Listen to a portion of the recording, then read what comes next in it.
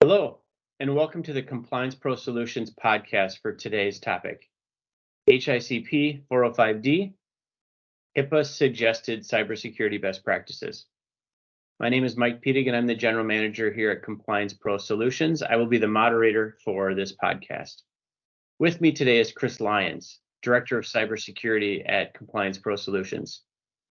Compliance Pro provides security, privacy, and compliance solutions for healthcare clients.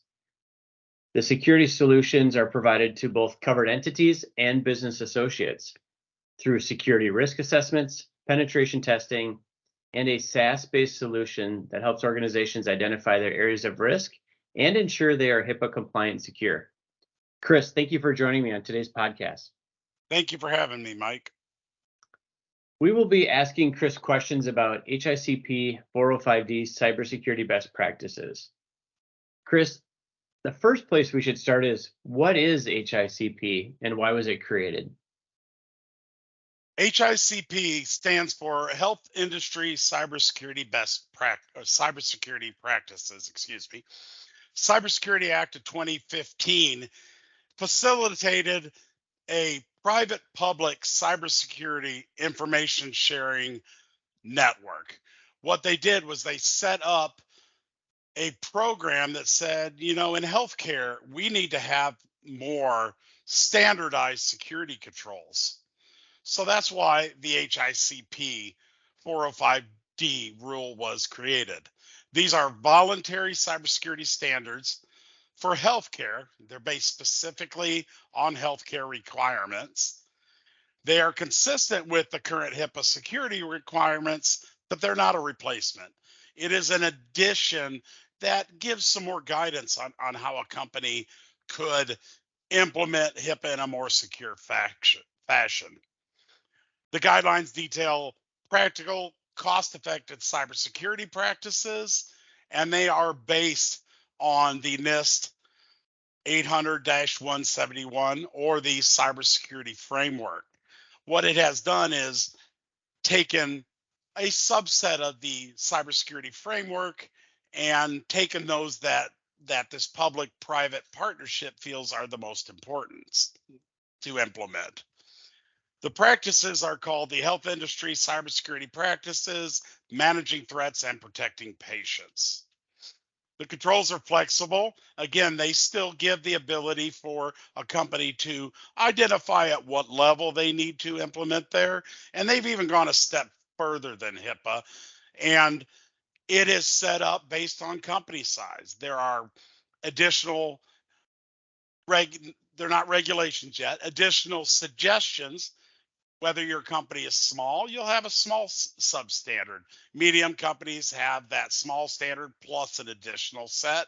And large organizations would have the small and medium and then additional controls. So based on the size of the organization, it's ramping up the minimum requirements, because we know as a company gets bigger, their attack surface becomes bigger. The PHI and other sensitive data that they control becomes bigger. They need more controls.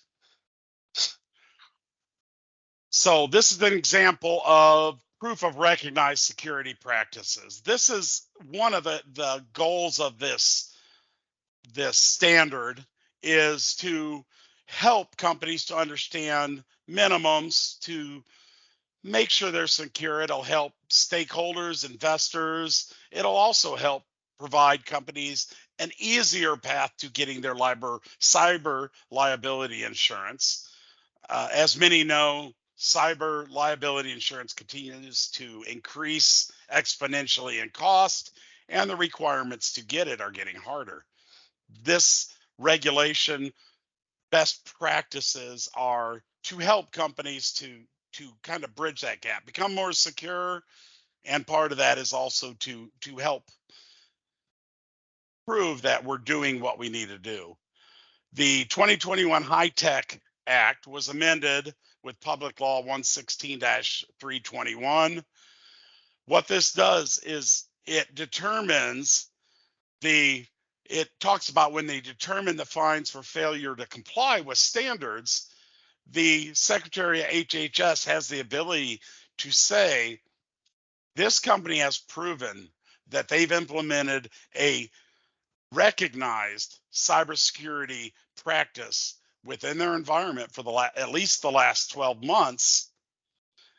If they can do that, what the secretary can do is it can provide flexibility for them to mitigate fines. Things they could even to the effect of, you had a breach, you were doing everything you could, you proved you were 12 months running this cybersecurity program. We're not going to give you any of the fines. It's still going to cost that company whatever it is to remediate, et cetera. But they're going to save those fines, which can be in the millions of dollars, depending on how big and what type of breach there is.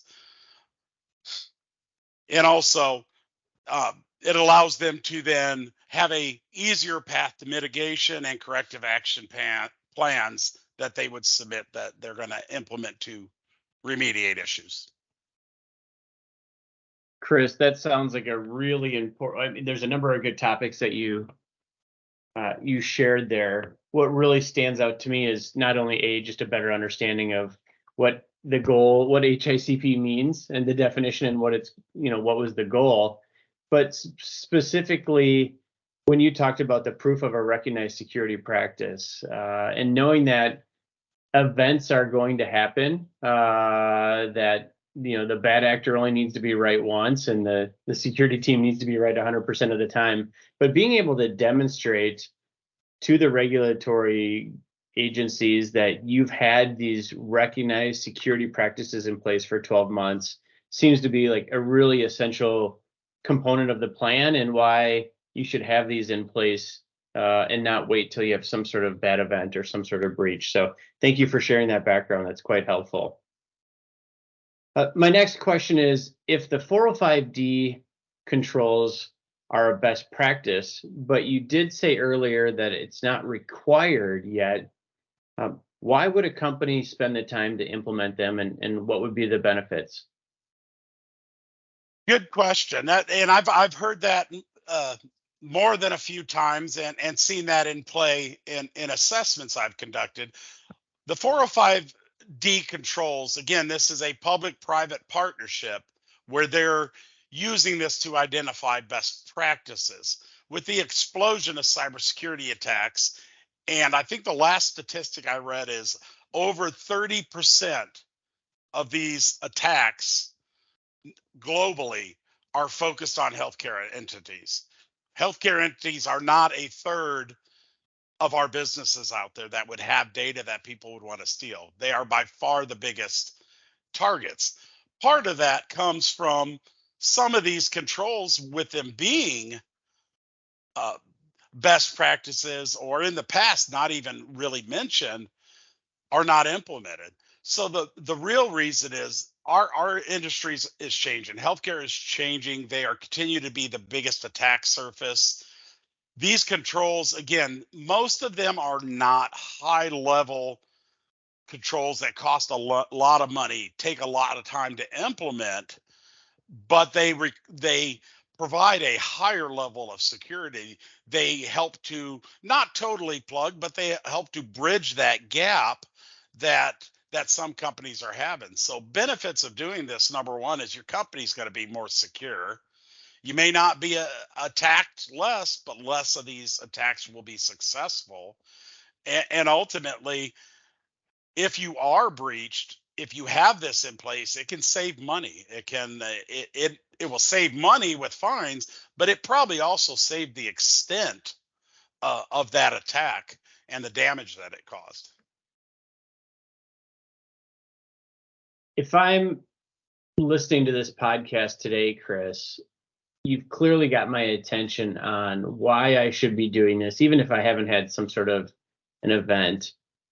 The natural question for me is, if I'm not familiar with the framework or the setup, or sort of where to start, how should I and how should my healthcare organization get started? And how would we go about implementing the 405D practices?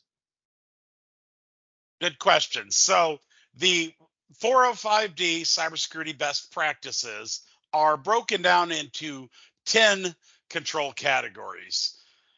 And again, those are 10 categories, whether you're small, medium, or large. The difference is if you're small, those 10 categories are going to have less controls. Medium will have, a few more controls. Large will have all of the controls that are part of this framework. So I'm going to go through those with you to give you an idea of what each control is and kind of some of the things that are within that control that a company would be required to do. And the first one is one of the basic and one of the biggest areas we're seeing now, email protection systems. So with the HIPAA rule, there really wasn't a lot of information around what do I need to implement. So what the 405D has done is laid out some additional things, specifically around limiting instances of phishing emails. Number one, limiting them getting through. Number two, limiting employees clicking on them, which also entails ransomware. A lot of phishing emails have ransomware embedded in them. It's one of the biggest areas they're targeting. They're looking for a weak spot, and that's typically employees. So number one under that is there's a requirement of education.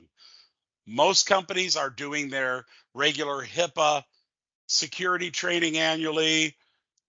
What they're now saying is you really need to make sure part of that training and education includes specifics around how to identify phishing emails, how to recognize if they could be a suspicious email, how to report them if you feel it's a suspicious email, letting employees know if they weren't expecting that email, don't click on any links, don't open any attachments.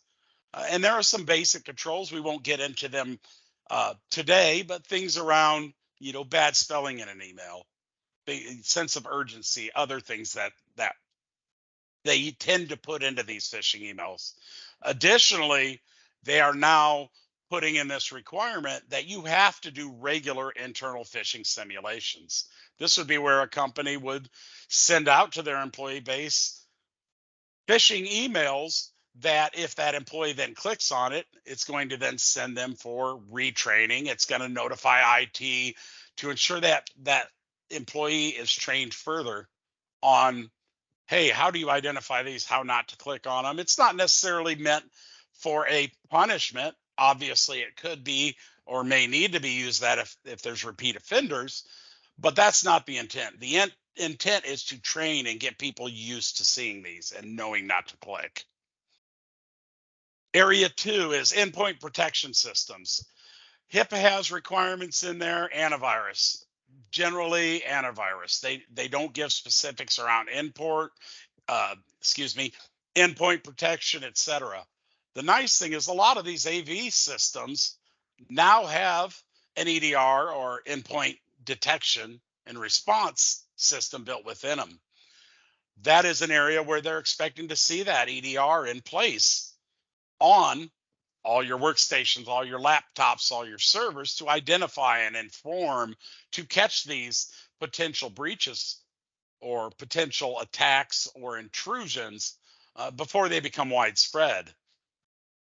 HIPAA has always been very vague. They did provide some additional guidance about 8 years ago where they basically said, if you're not encrypting data at rest, you are not compliant.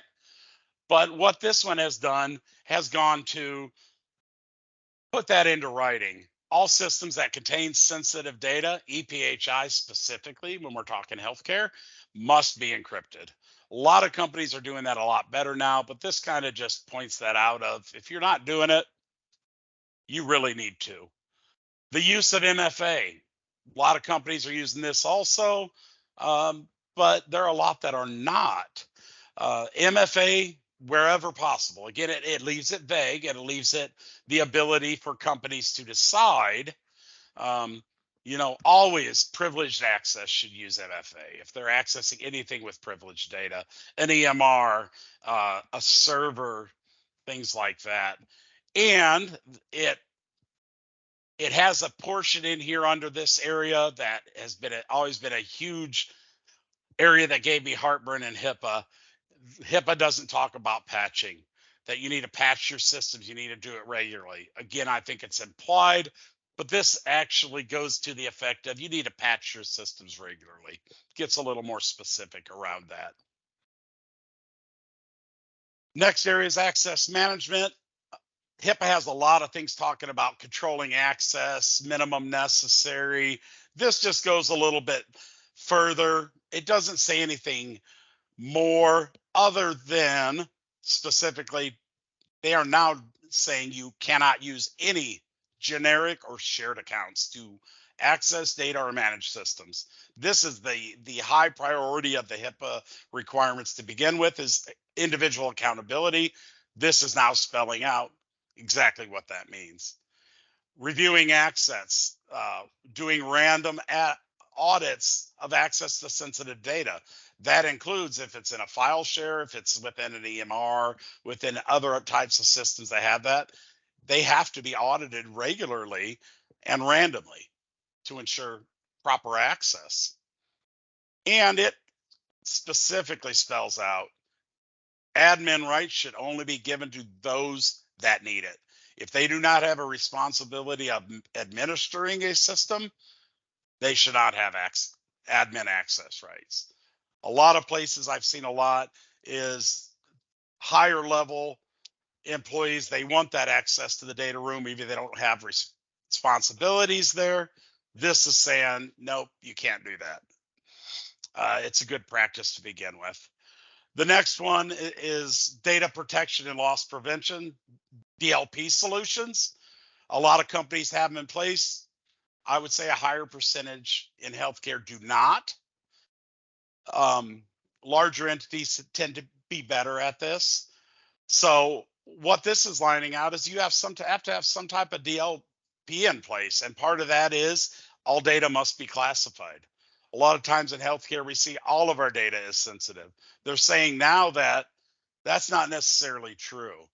So they're wanting you to rank highly sensitive, internal, public. They're wanting to see that classification in play, documented in policy and procedure, and also documented by device. EMR, obviously, highly sensitive.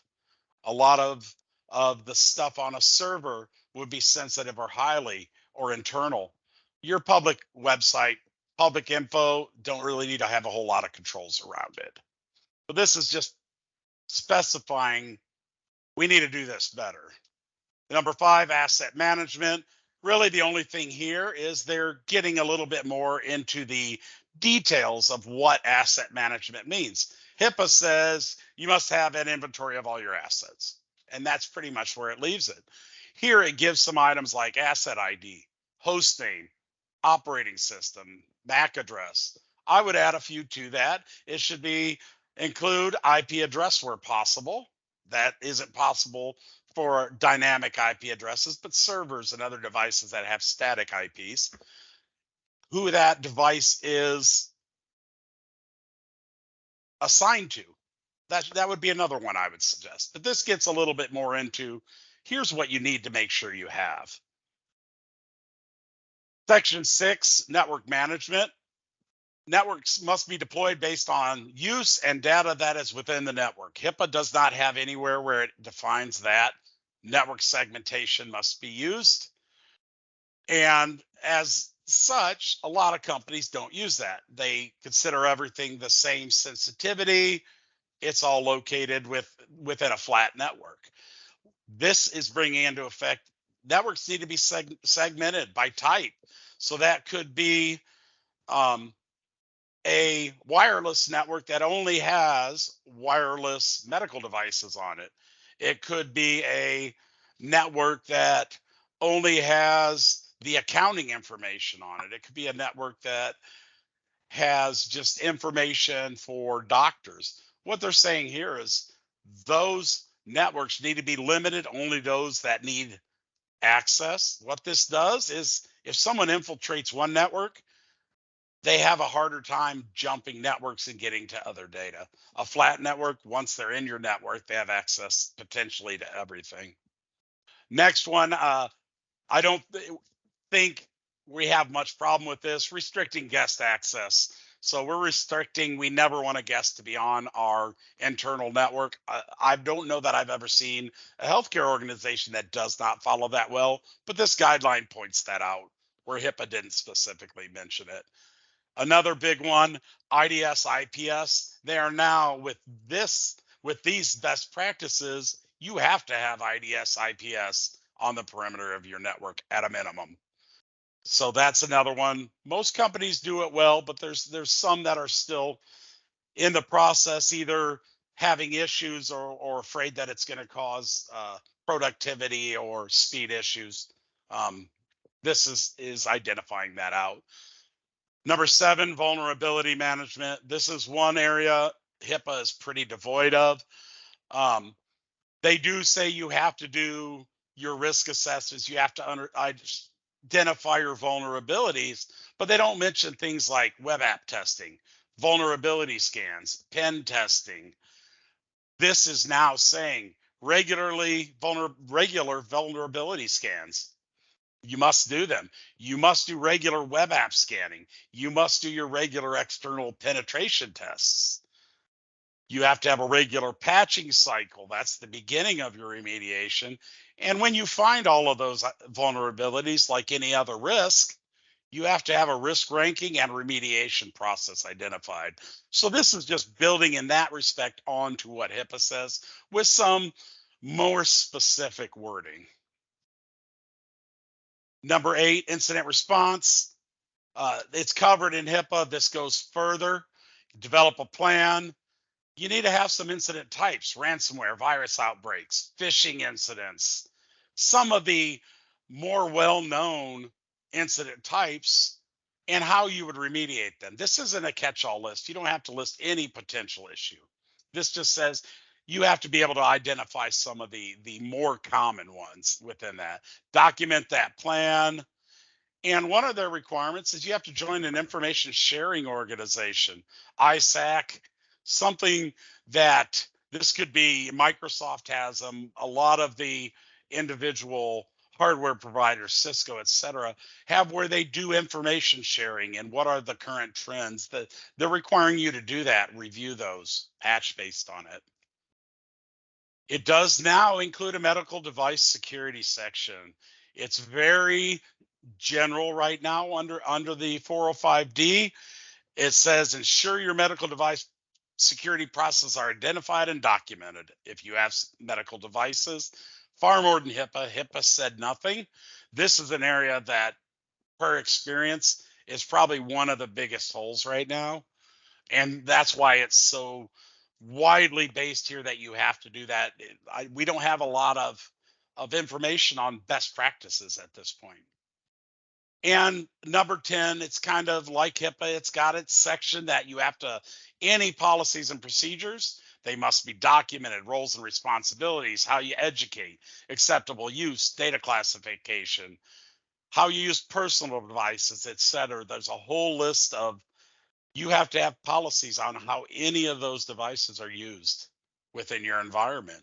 So if you look at this, it follows very nicely along with HIPAA, giving more information, additional guidance, and it adds the medical security device within there. Wow, Chris, what a list. Yeah. So I want to just recap this for those listening at home. You said there were 10 categories or 10 components to this framework. So number 1 was email protection systems. 2 is endpoint protection systems. 3 was access management. 4 is data protection and loss prevention. 5 is asset management. 6 is network management. 7 is vulnerability management, sensing a trend here. 8 is incident response. 9 is medical device security, and 10 is cybersecurity policies. A lot of detail behind each one of those.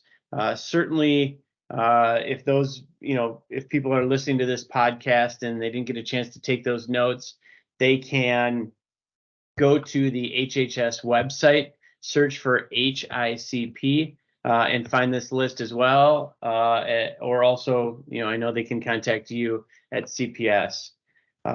So given this, Chris, I think we've got time for one more key question here on this topic, and then we'll move into our wrap up. But for what my question is, what are the key elements to think about when implementing a cybersecurity program? Because you just listed a bunch of items to think about. I know there's more they even necessarily mentioned, but how would you summarize it into kind of the top 4 to 6 things to think about when implementing a cybersecurity program? Sure. So remember those 10 elements that we went over very high level. There's more detailed information, as you said, within the HICP documentation. But in overview, effective leadership, top-down acceptance. You have to have buy-in from the top of the company all the way down. If it isn't supported from the top, it's going to have trouble getting that traction. You have to have a solid risk-based plan to identify and cost-effective deterrence when you see issues. You've got to always do your cost-benefit analysis. So if you have a plan, you're never going to be 100% risk-free. So sometimes you have to say it's going to cost X to fix that. We're going to get benefit Y.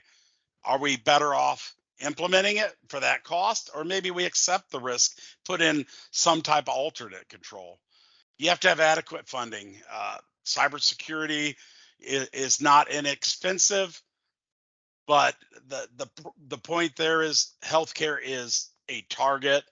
I think I read an article the other day that they're expecting between now and 2028 for healthcare cybersecurity spending to grow at a compounded annual 14.2% per year.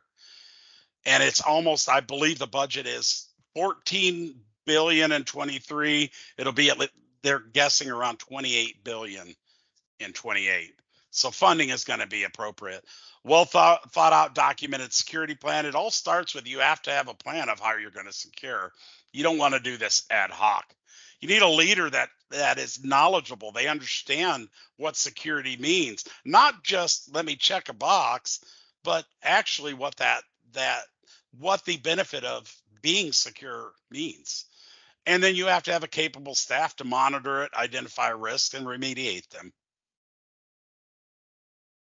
That's a good list of reminders there for Chris. Depending on where you are in your organization, whether you're at the beginning, whether you're mature, just a good list of recommendations for security best practices.